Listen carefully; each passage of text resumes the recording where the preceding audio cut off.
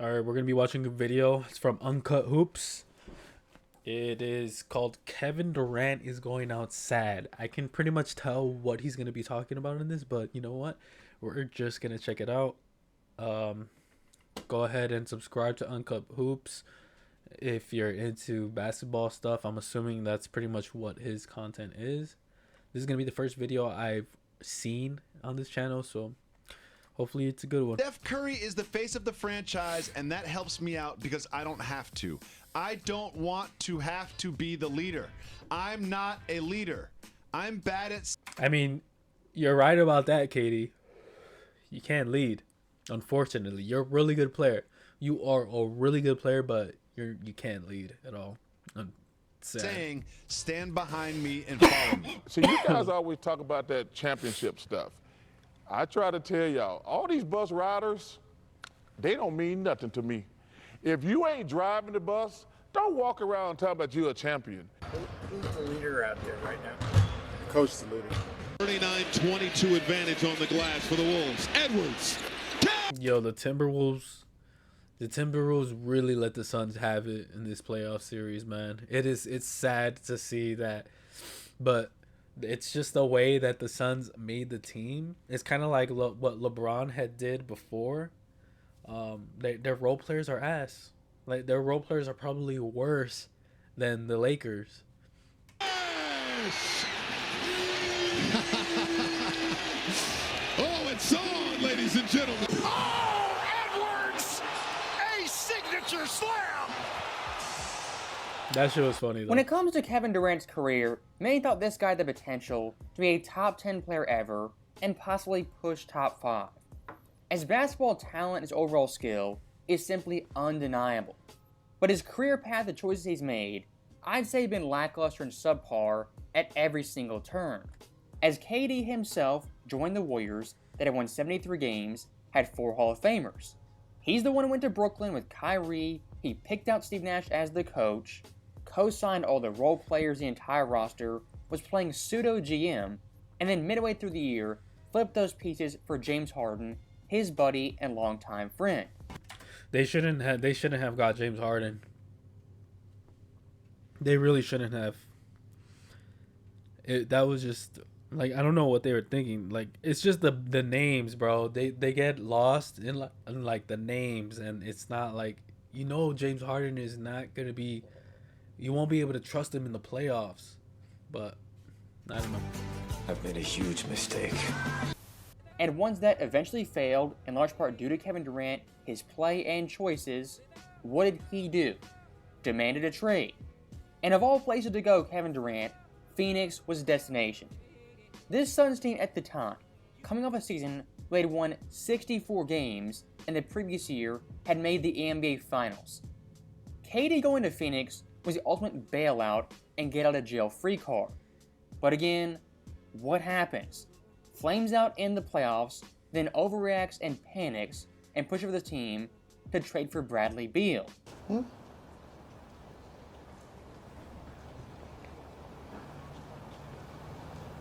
made a huge, tiny mistake. And then, like clockwork, what happens?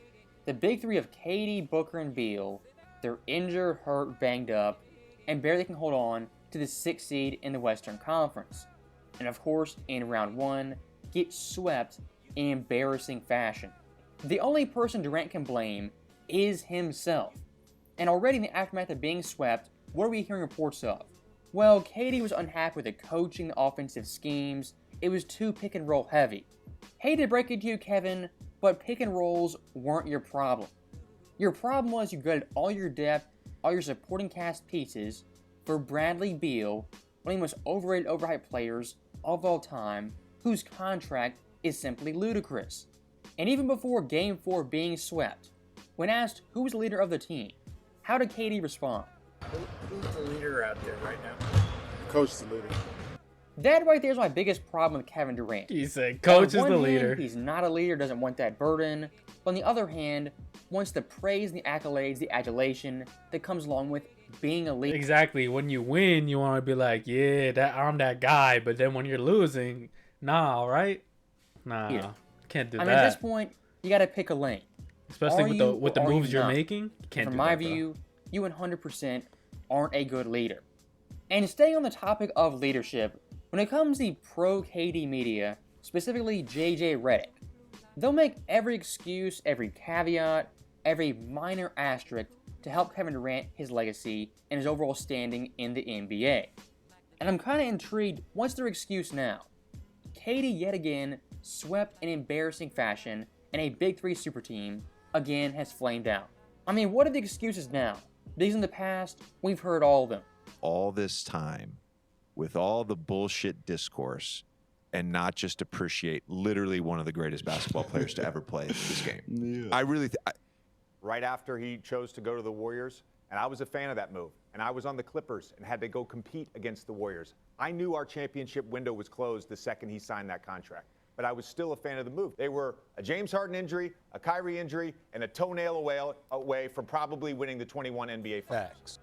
The lengths people will go to absolve Kevin Durant of any responsibility is pretty astounding. And now in 2024, 3 years removed from the shot versus the Bucks, I don't want to hear about his shoe size, that one game, that one season. That's over and done with. This dude's played 17 years in the NBA, 14 of which weren't in Golden State. In those 14 years, what's happened outside the Golden State ecosystem?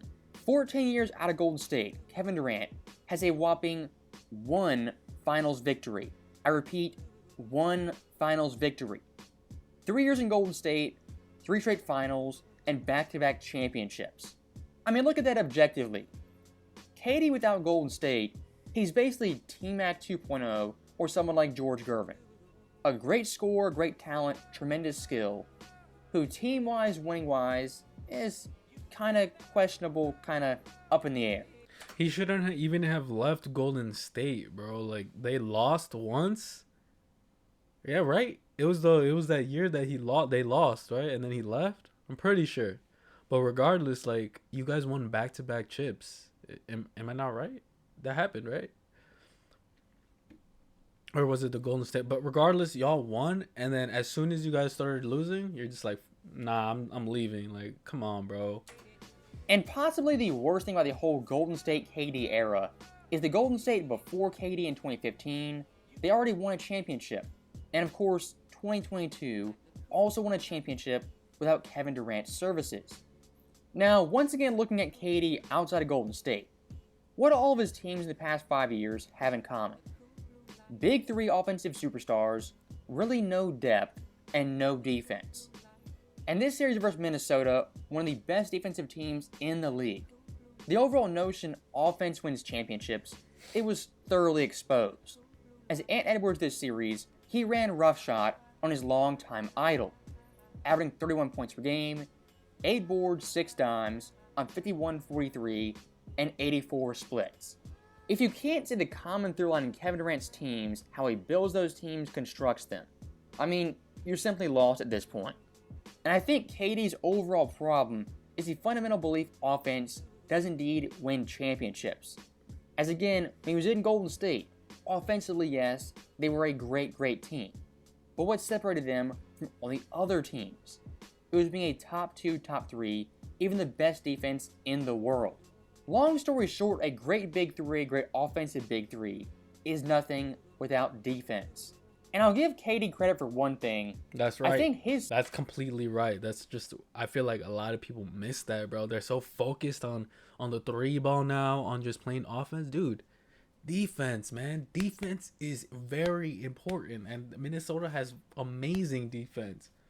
That's why they ran through y'all. Suns teams, his Brooklyn teams, in a way into the Big 3 era of super teams. As those teams failing so bad, falling flat on their face time after time, it kind of showed GMs, putting 3 really great players, making $50+ million together, doesn't guarantee you anything. You can't ignore defense, rim protection, and the glue guys who come playoff time are so vital. No offense to Nurkic, Royce O'Neal, a Drew Eubanks, guys like that. But come playoff time, if that's your 4, 5, and 6, I mean, your team's essentially cooked. And the last thing I will say about Kevin Durant, like I've said time and time again, a great offensive talent, one of the best players of all time. In my book, he's still, I would say, top 15. When you look back on his career, it leaves so much to be desired. This guy could have been one of the top 7, top 5 guys of all time if he just stayed the path, didn't go to Golden State, leave to Brooklyn, and then jump ship to Phoenix of all places. And it's not just the losing outside of Golden State, it's really how he's lost. His last playoff series in Oklahoma City, what happened? Lost a Game 7. Dude, that's what didn't make sense, bro. They lost in Game 7 and it wasn't even, it was close. Why did he leave? He did not have to leave, bro. He did not have to leave. A 3-1 lead. He was hungry. Embarrassing. His last series in Brooklyn, swept 4-0 by Boston. And last night getting beat 4-0 by Minnesota, possibly his last series with the Phoenix Suns. If Durant goes out like this, being a frontrunner for 2 championships, failing everywhere else, his overall legacy in 20-30 years' time will get 0 respect. And if by some miracle this guy actually requested a trade out of Phoenix, I mean the respect meter is already at 0, but if he does that, it'd be like -500. So that right there is the end of the video. As always, thank you guys for watching, hope you enjoyed it. I'll see you next time. Great video, great insight on everything, man. I agree with a lot of what this guy said. KD, bro, he just made a lot of bad decisions. That he really, man, he should have just gave OKC another chance. He really should have. There was no reason for him to leave, and right now it's just like, dude gets no respect, bro, because he keeps jumping ship every time. But you know what? He's ring hungry right now. I don't know why he thinks like this is gonna make him better than LeBron, because at this point, like he can't. He's not going past LeBron at all. So anyway, I hope you guys enjoyed this video. Definitely go check this guy's channel out, subscribe, like his videos, all that good stuff, man. I'll see you guys next